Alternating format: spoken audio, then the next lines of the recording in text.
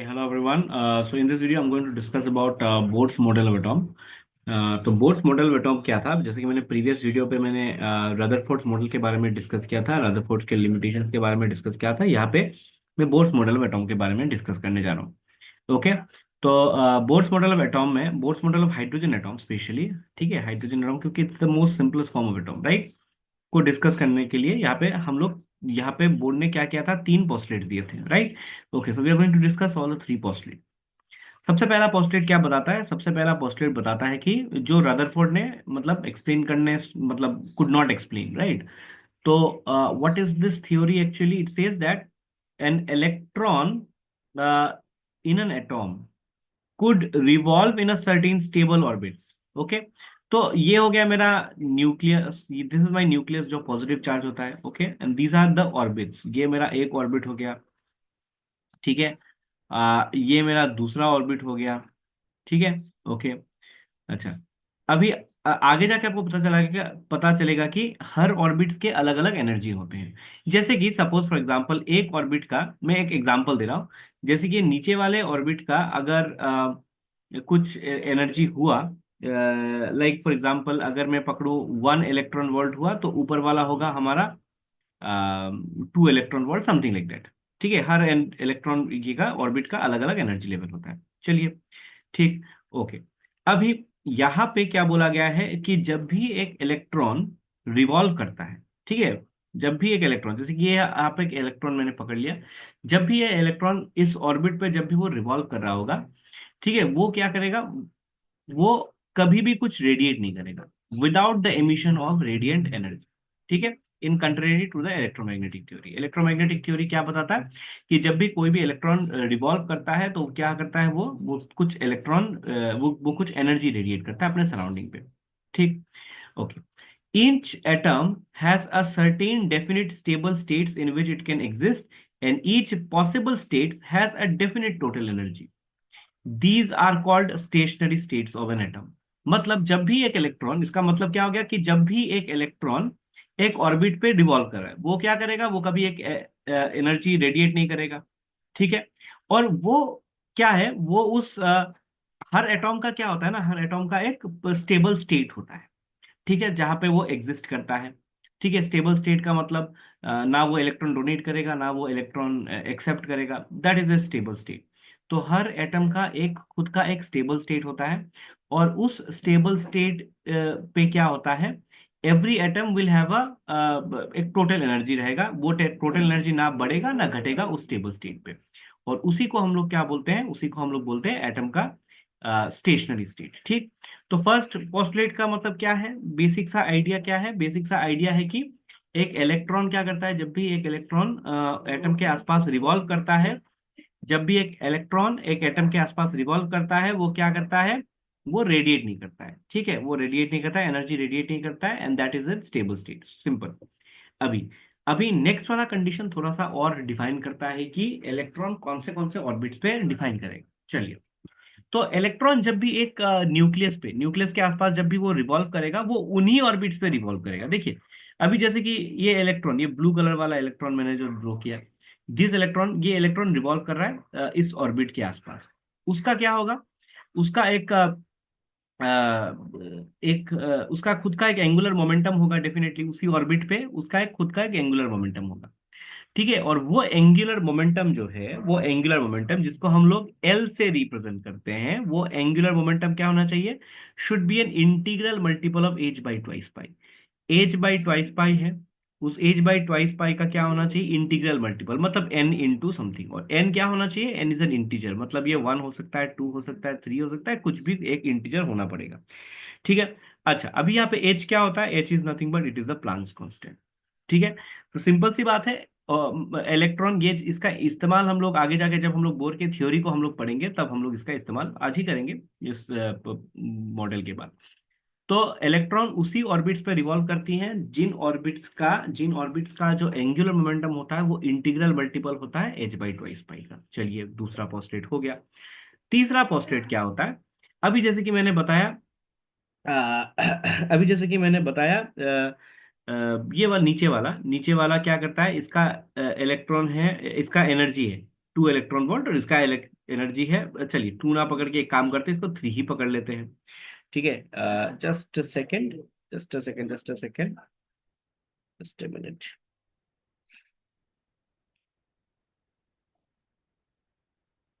Okay.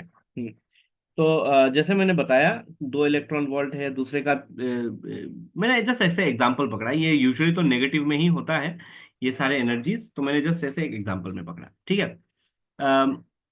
Number 2 number वाला जो shell है उसका एनर्जी है 3 इलेक्ट्रॉन वोल्ट, और 1 नंबर वाला जो शेल है उसका एनर्जी है 1 इलेक्ट्रॉन वोल्ट।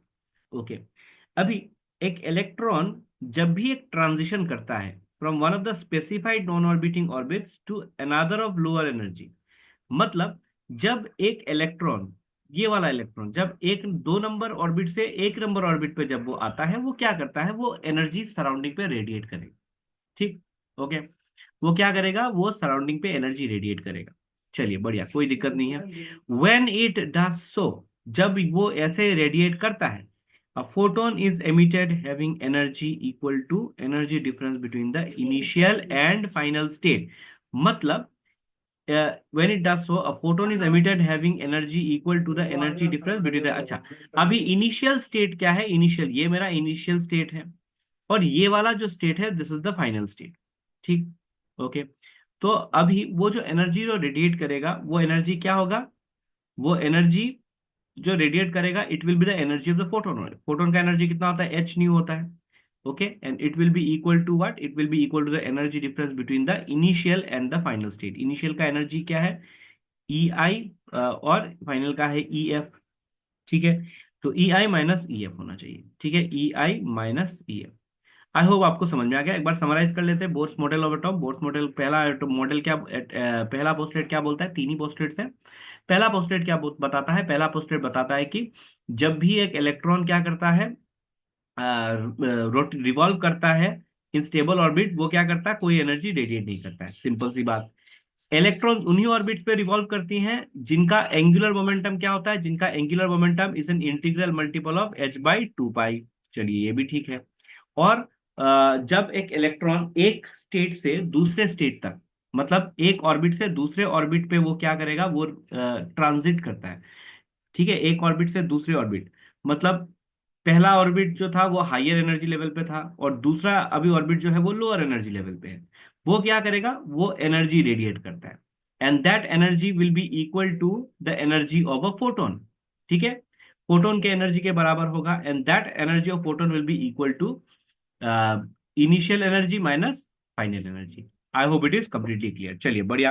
अभी हम लोग आगे बढ़ते हैं विथ बोर्स थ्योरी। बोर की थ्योरी को थोड़ा सा एक बार एक झटके से पढ़ लेते हैं। चलिए, तो now I am going to explain something about Bohr's theory. यहाँ पे बोर ने क्या किया था, स्पेशली हाइड्रोजन एटॉम को कंसीडर करके उन्होंने ये थ्योरी दिया था। तो चलिए एक पकड़ते हैं, एक ऑर्बिट को पकड़ते हैं। तो यहाँ पे हम लोगों ने एक ऑर्बिट पकड़ा, कोई दिक्कत नहीं है। ये हो गया हमारा, और उसका न्यूक्लियस पकड़ लिया। चलिए ठीक है, हाइड्रोजन एटॉम है तो एक ही न्यूक्लियस होगा उसका, आई मीन उसका एक ही इलेक्ट्रॉन होगा। न्यूक्लियस हो गया।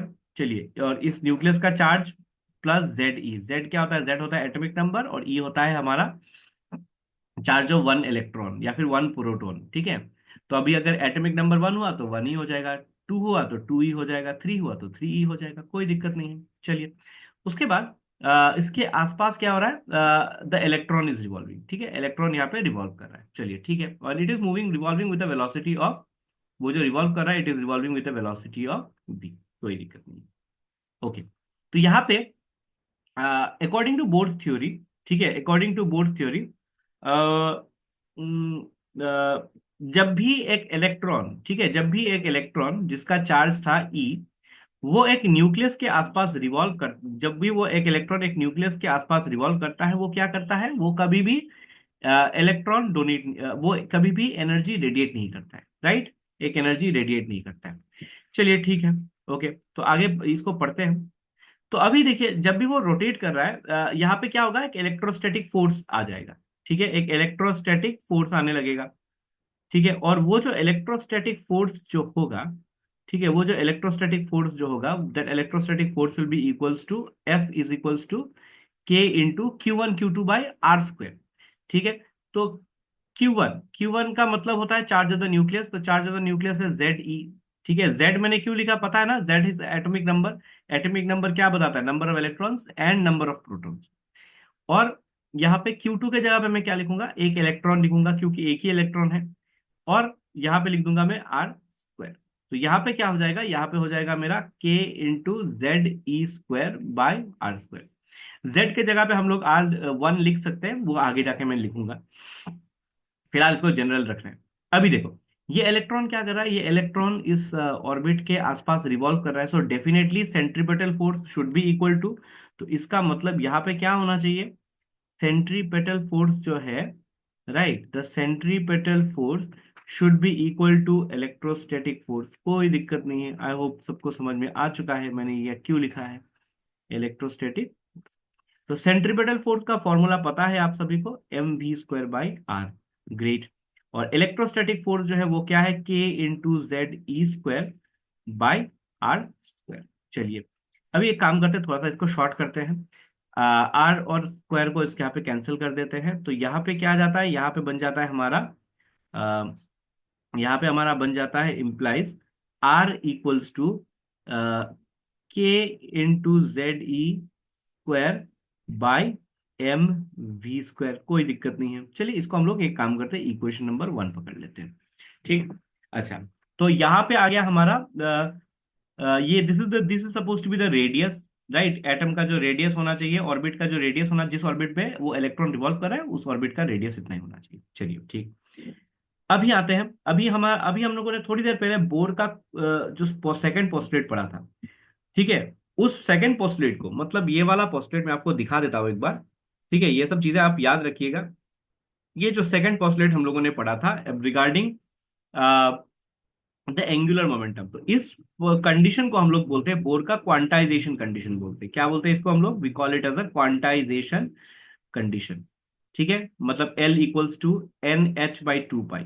ठीक है, बोर्स क्वांटाइजेशन कंडीशन, तो एग्जाम पे कभी कभार पूछा जाता है, सीबीएसई काफी बार पूछ चुका है ये, what is Bohr's quantization condition, एक बार का पूछा जाता है। तो ये make sure you keep this in mind. Okay, चलिए चलते हैं। तो यहाँ पे according to Bohr's quantization condition, ठीक है, बोर के क्वांटाइजेशन कंडीशन के मुताबिक, bourse quantization condition,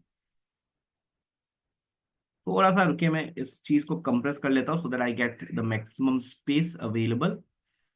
minute, correct, perfect, okay. तो according to Bohr's quantization condition, according to Bohr's quantization condition, चलिए, तो according to Bohr's quantization condition मुझे पता है एल, एंगुलर मोमेंटम का फॉर्मूला सबको पता है, एम वी होता है लीनियर मोमेंटम, और उसके साथ आर मल्टीप्लाई कर दो तो क्या हो जाता है, आपको मिल जाता है angular momentum. It should be equal to integral multiple of H/2 pi. अभी अभी थोड़ी देर पहले हम लोगों ने पढ़ा था, राइट। तो यहां पे हम लोगों को मिलता है R = NH/2 पाई mv। कोई दिक्कत नहीं है, इसको हम लोग इक्वेशन नंबर 2 पकड़ लेते हैं। अभी आप देखिए, फ्रॉम 1 and 2, तो मैं इसी साइड पे कर लेता हूं, फ्रॉम 1 and 2, 1 और 2 को मिला के मुझे क्या मिलता है, मुझे क्या मिलता है यहाँ पे, NH/, ठीक, NH/, 2 pi mv, right, equals to K/ZE² by mv²। चलिए ठीक है, तो मास मास कैंसिल हो जाएगा, चलिए, v और एक v यहाँ पे कैंसिल हो जाएगा, ये भी कोई दिक्कत नहीं है। तो वेलोसिटी जो होता है, वो वेलोसिटी क्या आ जाता है, v इज इक्वल्स टू क्या आता है, 2 पाई K/ZE² बाय NH। ठीक, इसको हम लोग पकड़ लेते हैं इक्वेशन नंबर 3।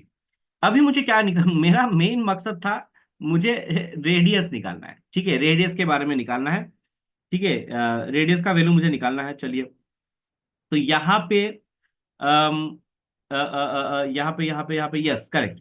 तो यहाँ पे जब मैं इसी को मैं क्या करूंगा, यही इसी को मैं जब इक्वेशन 1 पे पुट करता हूँ, रेडियस का वैल्यू जब मैं इक्वेशन 1 पे, वेलोसिटी का वैल्यू जब मैं इक्वेशन 1 पे यहाँ पे मैं पुट करता हूँ, मतलब आर का वैल्यू आप देख लीजिए, आर का वैल्यू क्या है, K Z E square by M. अभी वी स्क्वायर को मैं रेसिप्रोकेट करके इसको यहाँ पे पुट करूंगा। आप लोग ऑलरेडी साइंस वाले हो तो you should be very much familiar with all of this calculations. तो यहाँ पे जब मैं वी स्क्वायर के जगह पे इस वैल्यू को पुट करूंगा, एक चीज मुझे थोड़ा सा चेक कर लेनी दीजिए। Just a minute, just a minute, just a minute. Okay, तो यहाँ पे जब मैं इधर इसको पुट करूं तो इसका जो इक्वेशन है आर कुछ ऐसे आ जाएगा। एक बार ध्यान से देखिएगा। कहा गया, कहा गया, यस दिस इज वी ना। तो यहाँ पे आ जाएगा, क्या आ जाएगा, ये वाला नीचे वाला पार्ट जो है वो न्यूमरेटर में चला जाएगा, मतलब एन स्क्वायर एच स्क्वायर आ जाएगा। ठीक है, N square H square by by 4 pi square K square Z square E to the power 4। Okay, अब काफी चीजें यहाँ पे कैंसिल हो जाती हैं। के और स्क्वायर कैंसिल हो जाती हैं, जेड और ये स्क्वायर कैंसिल हो जाती हैं। ठीक, और कुछ इलेक्ट्रॉन और ये कैंसिल होकर स्क्वायर हो जाती हैं। ठीक है, तो यहाँ पे जो मेरा पूरा फाइनल चीज जो आ रहा है वो क्या आ रहा है, रेडियस जो होता है, रेडियस का एक्सप्रेशन आता है। रेडियस का एक्सप्रेशन अगर आप ध्यान से देखोगे तो आता है, मैं देखो थोड़ा सा अरेंज करके लिख रहा हूँ। यहाँ पे एन जो है, एन इज नॉट कांस्टेंट, और जेड जो है, जेड कांस्टेंट नहीं है, मतलब एटॉमिक नंबर है जेड। ठीक, तो यहाँ पे ध्यान से देखो, एच स्क्वायर बाई, इधर मैं लिखूंगा 4 pi square M K E square into N square by Z. ठीक, चलिए, अभी एक इलेक्ट्रॉन के लिए, ठीक है, मैं सारे वैल्यूज को अगर मैं पुट करूं, अभी हर एटॉम के लिए वो अलग अलग होता है, जेड का वैल्यू अलग अलग होता है, बट एम का वैल्यू आप देखो, एम का वैल्यू जो होता है, पाई का वैल्यू, के का वैल्यू, ई का वैल्यू, ये सारी चीजें क्या होती है, ये सारी चीजें कांस्टेंट होती है। ठीक, तो यहाँ पे अगर मैं सारे वैल्यूज को अगर मैं पुट करूं, सारे वैल्यूज को अगर मैं अच्छे से पुट करूंगा इस जगह पे, ठीक है, आपको मतलब इतना कैलकुलेशन इतना याद नहीं रखता है क्योंकि ये क्वालिटेटिव चीज है, सिलेबस में दिया गया है। आपको सिर्फ ये एक्सप्रेशन याद रखना है, मतलब सारे वैल्यूज को अगर मैं पुट करूं, उसको मैं कैलकुलेट करने जाऊं, तो it comes around 0.53 into N square by Z Armstrong. ठीक है, I hope it is completely clear. Okay, I hope it is completely clear. तो यहां पे ये होता है रेडियस का एक्सप्रेशन। ठीक, तो ये होता है हमारा रेडियस का एक्सप्रेशन। और हाइड्रोजन के केस पे क्या होता है, हाइड्रोजन के केस पे देखो, एन का नंबर भी क्या होता है, एन का नंबर भी 1 होता है, और एटॉमिक नंबर का केस भी 1 होता है। तो सबसे हाइड्रोजन का जो इनर मोस्ट ऑर्बिट जो होता है, it is equals to 0.53 angstrom. I hope it is completely clear to all of you. ठीक है, तो इसी चीज का ना हम लोग क्या करेंगे आगे जाके, हम लोग इस चीज का ही इस्तेमाल करने जाएंगे, करेंगे यहाँ पे। ठीक है, ओके, तो this is the expression for radius of the inner orbit of radius, I mean radius of the orbit of a hydrogen atom. ठीक है, जिस ऑर्बिट पे वो चीज रिवॉल्व हो रहा है। ओके, चलिए, ठीक है। अभी थोड़ा सा ये बोर के क्वांटाइजेशन कंडीशन को तो एक बार मतलब हम लोग, सॉरी नॉट बोर के क्वांटाइजेशन कंडीशन पे, अभी हम लोग थोड़ा सा इस एनर्जी के बारे में थोड़ा सा डिस्कशन करते हैं। ठीक है, एनर्जी के बारे में थोड़ा सा डिस्कशन करते हैं। अकॉर्डिंग टू, मतलब यहाँ पे हम लोग क्या करेंगे, बोर के पोस्टुलेट का इस्तेमाल करके हम लोग यहाँ पे क्या करेंगे, एनर्जी के कंडीशन को यहाँ पे हम लोग थोड़ा सा डिस्कस करेंगे। चलिए, तो साइड लगा देते हैं। तो अभी तक हम लोगों ने क्या डिस्कस किया था, हम लोगों ने डिस्कस किया था बोर के पोस्टुलेट्स को, हम लोगों ने डिस्कस किया था। एक बार मैं बीच बीच में ऐसा समराइज करता जाऊंगा। 3 पोस्टुलेट मैंने डिस्कस करा। क्या क्या पोस्टुलेट, नंबर 1, 1 नंबर पोस्टुलेट क्या बताता है, it tells that energy, electron जब भी रिवॉल्व करता है वो एनर्जी रेडिएट नहीं करता है। ठीक है, सेकंड कंडीशन जो था, बोर का क्वांटाइजेशन प्रिंसिपल था, वो क्या होता है, वो होता है कि जब भी एक इलेक्ट्रॉन मतलब उन्हीं ऑर्बिट्स पे रिवॉल्व करता है जिन ऑर्बिट्स का एंगुलर मोमेंटम जो होता है वो इंटीग्रल मल्टीपल ऑफ h/2 पाई होता है। चलिए, ठीक है। और जब एक इलेक्ट्रॉन एक एनर्जी लेवल से दूसरे एनर्जी लेवल पे ट्रांजिट होता है, मतलब जंप करता है एक ऑर्बिट से दूसरे ऑर्बिट तक, तब क्या होता है, it radiates the energy equal to photon, and that is equals to in energy of the initial energy level by energy of the final energy level. ठीक है, चलिए, तो ये थे हमारे पोस्टलेट्स। और अभी हम लोगों ने एक एक्सप्रेशन निकाला रेडियस का, and that radius, expression of the radius of the orbit is equals to what, n, sorry, 0.53 n² / z angstrom. ठीक है, तो ये अभी तक दो चीजें हम लोगों ने अभी तक डिस्कस करा इस वीडियो पे। ओके, तो अभी आते हैं हम लोग अगले पार्ट पे। अगला पार्ट जो है वो है हमारा एनर्जी का। ठीक है, ये जो हम लोग, मैं एनर्जी के बारे में बोल रहा हूँ, कितना एनर्जी होता है उसको हम लोग थोड़ा सा यहाँ पे अभी कैलकुलेट करने वाले हैं। ठीक है, एक ऑर्बिट का एनर्जी जो होता है वो कितना होता है, ठीक है, हर ऑर्बिट का, तो वही चीज को हम लोग यहाँ पे अभी ये हल्का सा डिस्कस करेंगे। चलिए, तो सबसे पहला चीज, एक काम करते हैं, एक nth ऑर्बिट को पकड़ते हैं। मतलब फर्स्ट हो सकता है, सेकंड हो सकता है, थर्ड हो सकता है, हम लोग जनरल पकड़ते हैं, will consider the general one. तो the kinetic energy of the nth orbit क्या होगा? काइनेटिक एनर्जी का एक्सप्रेशन तो पता ही है सबको, ½ mv² होता है, कोई दिक्कत नहीं है। And that is equals to, मैं इसको अगर लिखूं, it becomes k into ZE into E। यहाँ पे मैं एटॉमिक नंबर अभी पुट नहीं कर रहा हूं, मैं आगे जाके इसको पुट करूंगा। ठीक, तो ZE इंटू E बाई, यहाँ पे मैं लिख देता हूँ 2R। ओके, कोई दिक्कत नहीं है। I hope it is completely clear, right? चलिए, ओके। अभी यहाँ पे आते हैं अभी हम लोग नेक्स्ट पार्ट पे। नेक्स्ट पार्ट ये था हमारा काइनेटिक एनर्जी का एक्सप्रेशन। ठीक, अभी आते हैं हम लोग अगले पार्ट पे। अगला पार्ट जो है वो क्या होता है, ये हम लोगों ने आग पहले भी हम लोगों ने, याद है आप थोड़ी देर हम लोगों ने चैप्टर 1 पे ही काइनेटिक एनर्जी का एक्सप्रेशन हम लोगों ने निकाला हुआ था। चलिए, अभी चलते हैं पोटेंशियल एनर्जी पे। पोटेंशियल एनर्जी में क्या होता है? पोटेंशियल एनर्जी में सिर्फ ये नीचे का टू नहीं आता है, राइट? पोटेंशियल एनर्जी में सिर्फ ये नीचे का टू नहीं आता है। फॉर्मूला क्या होता है? K into Q1 Q2 by R square, R होना चाहिए, sorry not R square, R होना चाहिए। तो यहाँ पे क्या होता है? के पोटेंशियल एनर्जी में साइन आता है, याद है मैंने तो आपको बताया था, -E आ जाता है, और नीचे आ जाता है हमारा कितना, आर आ जाएगा, कोई दिक्कत नहीं है। तो इसको अगर मैं कैलकुलेट करूं तो पूरा अगर लिखूं मैं, ZE² बाई R में इसको लिख सकता हूं। अभी मुझे टोटल एनर्जी निकालना है ऑफ द nth ऑर्बिट, तो EN क्या हो जाएगा? It's equal to kinetic energy plus potential energy. तो काइनेटिक एनर्जी कितना होता है? KZE² बाई 2R माइनस यहाँ पे KZE² बाई R। ठीक, ओके। अभी यहाँ पे हम लोग करेंगे इसका एलसीएम। एलसीएम जब हम लोग लेंगे, एलसीएम आ जाएगा 2R, और आप सभी को पता है, अगर मैं इसको डायरेक्टली लिख रहा हूँ यहाँ पे, the answer is going to come out as KZE² by 2R आने वाला है। ठीक, ओके, सिंपल सा मैथ्स है, मैं इतना डिटेल कैलकुलेशन के अंदर नहीं घुस रहा हूँ। ओके, तो ये आ गया मेरा पूरा उसका एक्सप्रेशन मेरा आ गया। ठीक, ओके। अभी अगर मैं यहाँ पे आर के वैल्यूज को पुट करूं, देखिए आपको ना इसका डेरिवेशन आपको नहीं देखना है, ये मतलब मैं आपको दिखा रहा हूँ कि एक्सप्रेशन आया कैसे। ठीक है, how did the expression actually come, मैं वही चीज आपको दिखाने की कोशिश कर रहा हूँ। और अभी अगर थोड़ी देर पहले हम लोगों ने आर का अभी यहाँ पे वैल्यू निकाला था, ये अगर आप देखेंगे, this was the formula for R, right? ये था मेरा आर का फॉर्मूला। मैं काम करता हूँ, इसी चीज को मैं कॉपी करके वहां पे ले जाता हूँ। ठीक है, तो आप लोगों को भी काफी हेल्प होगा, right? Okay, just a minute. तो यहाँ पे मैं इस एक्सप्रेशन को इधर ही रख देता हूं, यहाँ पे कहीं पे। ओके, यहाँ पे मैंने इसको रख दिया, सेकेंड। ओके, तो इसी को हम लोग क्या करेंगे, ये जो है ये एक्सप्रेशन को हम लोग यहाँ पे ऐड करने वाले हैं।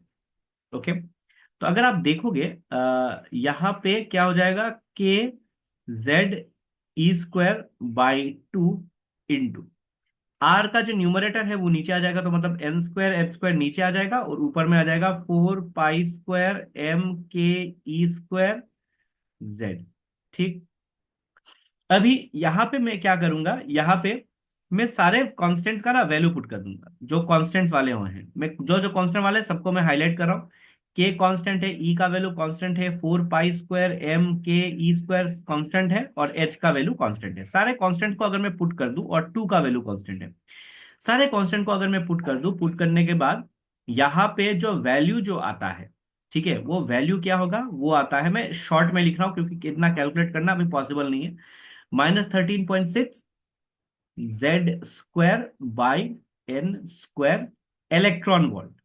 ठीक, अभी आपको पता है इलेक्ट्रॉन का जो एनर्जी होता है वो नेगेटिव होता है। क्यों नेगेटिव होता है? क्योंकि they are bound to the nucleus. अगर ये पॉजिटिव हो जाए तो क्या हो जाएगा, वो निकल जाएंगे, right? That is the reason why they are bound to the nucleus. तो यहाँ पे जो energy of the nth orbit का जो एनर्जी है वो कितना आ रहा है, nth ऑर्बिट का जो एनर्जी लेवल, एनर्जी जो आ रहा है वो कितना आता है, वो आता है En equals to -13.6 Z² n² electron volt. ठीक, तो अभी अभी यहाँ पे E1 का वैल्यू क्या आ जाएगा, फर्स्ट ऑर्बिट का एनर्जी लेवल। फर्स्ट ऑर्बिट का जो एनर्जी लेवल होता है वहां पे एन का, ऑब्वियसली हाइड्रोजन एटॉम के लिए तो ये, हाइड्रोजन एटॉम का क्या होता है, हाइड्रोजन एटॉम के केस पे तो ये क्या होगा, जेड का वैल्यू हमेशा ही 1 होगा for an hydrogen orbit, but यहाँ पे एन का वैल्यू हमेशा चेंज होता जाएगा। तो for the first orbit it's going to be what, minus, तो मैं यहाँ पे लिख रहा था for hydrogen, hydrogen atom, Z का वैल्यू क्या होता है, जेड का वैल्यू भी क्या होता है, जेड का वैल्यू हमेशा 1 होता है, तो it becomes -13.6 by n² electron volt. Okay, Z का वैल्यू मुझे नहीं पता, तो जेड का वैल्यू हम लोग आगे निकालेंगे। अभी हाइड्रोजन में भी क्या होता है ना, अलग अलग एनर्जी लेवल्स होते हैं। ये मत सोचना कि एक ही इलेक्ट्रॉन है तो इसलिए एक ही एनर्जी लेवल होगा, ऐसा नहीं होता है। वही एक इलेक्ट्रॉन अलग अलग नमूने दिखाता रहता है। ठीक है, तो this one, the first, for the first in I mean orbit, यहाँ पे उसका फॉर्मूला क्या हो जाएगा, 13.6 बाई 1² इलेक्ट्रॉन वोल्ट, मतलब इसका आंसर आता है -13.6। Okay, electron volt. दूसरे ऑर्बिट के लिए, सेकेंड ऑर्बिट के लिए E2, ये वैल्यूज जो है ये आपको याद रखने हैं, -13.6/2² इलेक्ट्रॉन वोल्ट। ठीक है, तो यहाँ पे इसका वैल्यू जो आता है -3.4 इलेक्ट्रॉन वोल्ट।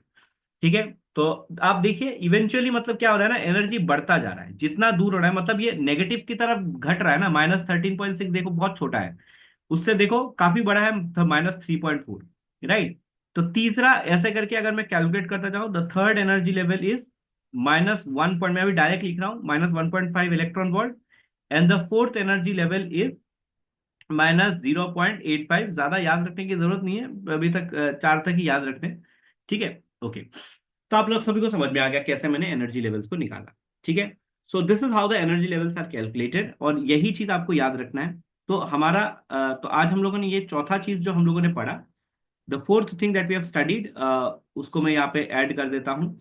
ठीक है, मैं इस चीज को इरेज कर देता हूँ।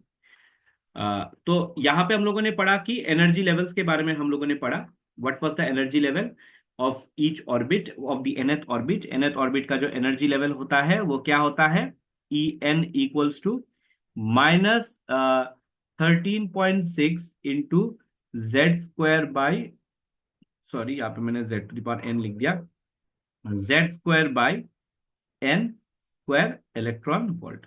मतलब फर्स्ट एनर्जी लेवल कितना होता है, -13.6 electron volt. Second energy level जो होता है वो क्या होता है, -3.4 इलेक्ट्रॉन वोल्ट। तीसरा एनर्जी लेवल जो होता है वो क्या होता है, -1.51 इलेक्ट्रॉन वोल्ट। और चौथा एनर्जी लेवल जो होता है वो कितना होता है, -0.85 इलेक्ट्रॉन वोल्ट। ओके, तो ये चार एनर्जी लेवल्स, अलग अलग एनर्जी लेवल्स आते हैं। ठीक, ओके। थोड़ा सा अभी इसका ये जो बोर का जो ये जो क्वांटाइजेशन कंडीशन है, उस क्वांटाइजेशन कंडीशन के बारे में थोड़ा सा आज नहीं डिस्कस करते, ये अगले दिन हम लोग रखते हैं। ठीक है, अगर आपको कुछ भी कंफ्यूजन है तो आप मुझे बताइएगा, put down, make sure you put everything in the comment section below. ठीक, तो मुझे लगता है हम लोगों ने आज बोर के पोस्टलेट्स को एक बार फिर से रिवाइज कर देते हैं। बोर के पोस्टलेट्स को हम लोगों ने ये कैलकुलेट, आई मीन पढ़ा। बोर का पोस्टलेट क्या बताता है, पहला पोस्टलेट जो होता है वो क्या बताता है, इट सेज दैट इलेक्ट्रॉन, जब भी एक इलेक्ट्रॉन रिवॉल्व करता है वो क्या करता है, कोई रेडिएशन नहीं करता है। ठीक है, दूसरा पोस्टलेट क्या बताता है, that whenever an electron is revolving, it revolves in those orbit जिनका एंगुलर मोमेंटम कितना होता है, it is an integral multiple of h/2 पाई। तीसरा पोस्टलेट क्या होता है, तीसरा पोस्टलेट बताता है कि जब भी एक इलेक्ट्रॉन क्या करता है, ट्रांजिशन करता है एक हायर एनर्जी लेवल से लोअर एनर्जी लेवल तक, वो क्या करता है, वो एनर्जी को रेडिएट करता है, and that energy radiated is equals to H nu, and H nu is equals to EI minus EF, मतलब initial energy, energy of the initial state by energy of the final state. उसके बाद हम लोगों ने radius of the orbit का expression निकाला, वो change होता रहता है depending upon your n, first होगा तो n के जगह पे 1 पुट होगा, तो वगैरह वगैरह चेंज होता रहता है। और energy level of the nth orbit, उसका भी मैंने निकाला। तो यहाँ पे फर्स्ट ऑर्बिट का ये होता है, सेकंड ऑर्बिट का ये हाइड्रोजन एटॉम के लिए आपको याद रखना है। ये जो हम लोगों ने निकाला ये हाइड्रोजन एटॉम के लिए, क्योंकि हाइड्रोजन एटॉम के केस पे Z का वैल्यू जो होता है वो 1 होता है, तो ये हम लोग ने निकाला। तो आई होप सबको समझ में आया। तो thank you for watching this video and yes, अगर किसी को, आपको लगता है कि ये वीडियो आपको काफी अच्छा लगा तो मेक श्योर, अच्छा हुआ आई मीन, तो please do share the video. Thank you everyone.